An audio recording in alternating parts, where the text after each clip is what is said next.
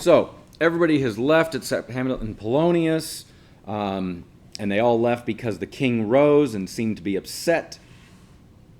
And so now the Hamlet and Polonius, remember what their plan was, that they would talk about what they saw and compare notes. And sure enough, they commenced to do that.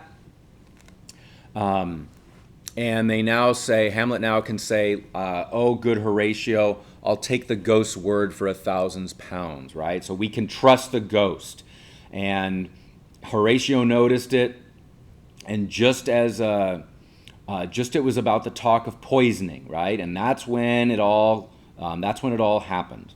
Okay, that is a brief exchange there, and then Rosencrantz and Guildenstern come in, and they tell Hamlet, look, man, the king is really upset, right? You've gotten him angry, and they also say that the queen is asking for you to come see her. All right, and so Hamlet says he'll do that, right? They're going to, Rosencrantz and Guildenstern then remark that Hamlet's behavior has struck her into amazement and wonder, right? So basically, they're telling her, look, you need to go talk to your mom because she's worried about you, okay? And she wants to speak to you in her room before you go to bed, okay? And now they continue on. And Rosencrantz and Guildenstern, again, this is kind of their last effort to pry from Hamlet some meaning about what's going on with him. They say, look, what's the cause of your distemper? You do surely bar the door upon your own liberty, right? Notice that. Notice what they're saying there. You're keeping yourself from being free. And you do that if you deny your griefs to your friend, right? And Hamlet responds and says, I lack advancement. I lack an understanding of that. And they say, no. You have the opportunity for advancement. You have the opportunity to move forward because the king himself says you will be the successor in Denmark, okay? And now there's a distraction. A player comes in. One of the actors comes in with a recorder, a flute. And Hamlet uses that distraction and says to them, why don't you, Rosencrantz and Guildenstern, why do you go about to recover the wind of me as if you would drive me into a toil? And Guildenstern says, look, I'm not trying to do that. I don't want to be unmannerly about this. And then Hamlet asks him to play upon the pipe. And, they have this odd exchange where it says, look, I don't know what to do with this pipe. I'm not going to touch it. I don't know how to play it. Hamlet keeps asking them.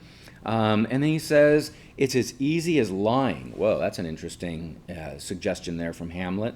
Don't miss out on the double meanings here, too, right? The flute is a very phallic image. The fact that Hamlet is trying to get them to take it to their mouths and to play upon it certainly is another instance of the ribald humor in this scene. Okay? And now Guildenstern finally just says, look, I can't play this thing. I can't get a harmony. I don't have the skill. And this is such an interesting way in which Hamlet, we realize now he was using the recorder as a metaphor. And he says, well, now look how unworthy a thing you make of me, right? Look at how poorly you're treating me. You would play upon me. You would seem to know my stops. You would pluck out the heart of my mystery. You would sound me from the lowest note to the top of the compass, and there is much music, right? So, by God's blood, do you think I am easier to be played than a pipe, right? So, he's saying, look, man, you guys, you refused Guildenstern to play the pipe, this recorder, but you're trying to play me like an instrument, right? You're trying to play me and manipulate me and get knowledge out of me. And by doing that, you're just showing that you're not my friends, that how little you think of me, right?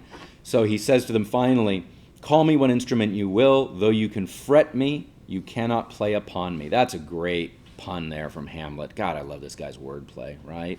Of course, musical instruments have frets, and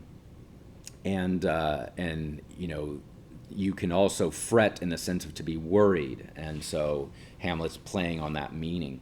All right. Polonius comes in abruptly and reiterates the request that the queen would like to speak with Hamlet. Hamlet has this really silly moment where, they're indoors here, but he pretends again like he's being crazy and like he's seeing clouds. And Polonius buys it and is just like, I don't even know what to say to this guy. We have now a very brief soliloquy. Everybody's left except Hamlet. This will conclude Act 3, Scene 2. Notice now Hamlet has the confirmation he wanted from the play, and now he seems committed and resolved again. He says, could I drink hot blood? I could do the bitter business, as the day would quake to look on. Right? So now he's saying, like, I am resolved. I can execute my revenge. Okay? But he says, like, soft now to my mother, right? Lose not thy nature.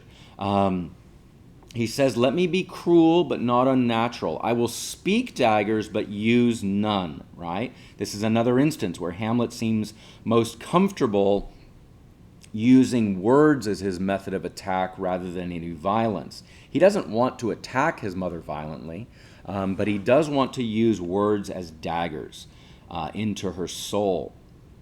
And remember also, right, the king, the dead king, the ghost, gave Hamlet the injunction that he should not taint his mother at all with this, right? So we need to see if Hamlet is going to abide by the ghost's request. And that ends this scene, and we know what's happening. We know Hamlet is now going to go straight to the queen's chamber. We know that Polonius is going to be there hiding and listening.